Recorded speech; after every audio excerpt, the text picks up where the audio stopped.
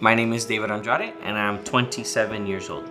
And I'm Stephanie Andrade, and I'm 27 as well. So we met initially at the young adults group at Miami Springs campus. That's when I initially first saw her. We eventually went on a date, supervised with a group of friends, and the rest was history. When I was single, I was trying to do everything in my own strength. Trusting in the Lord was always a battle in many areas in my life. And I went from making a certain amount to a way lesser amount.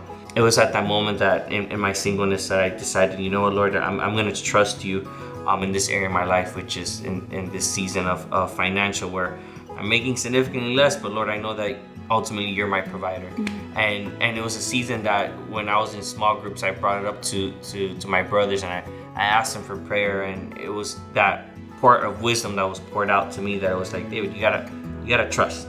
Don't worry. As a single girl, it's a lot easier living in my parents' house and having everything provided for me to just give my 10%.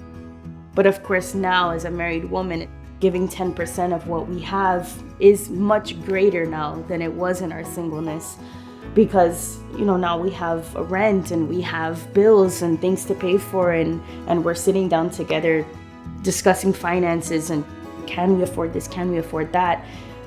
But I think we both agree that the one thing we'll never have to discuss if we can afford is giving back to God, because if it wasn't for him, we wouldn't have our relationship or any of the things that he's blessed us with.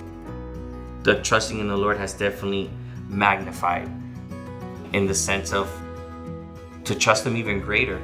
Mm-hmm. To trust him more than ever, that to trust not only in who he is, but specifically in his faithfulness. Mm-hmm. Because if he was faithful back then, he'll be faithful now. And we have the support of our friends in the small group to really help us to stay committed, to really hold us accountable. The Lord's grace has been so evident in both of our lives.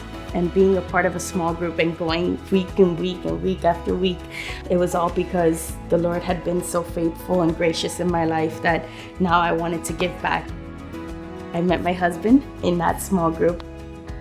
I know that if God has led us to that point, and he's been so faithful throughout my entire life, that I can trust him with my life, with my finances, with my marriage, and that he's just going to continue to pour out his grace on us.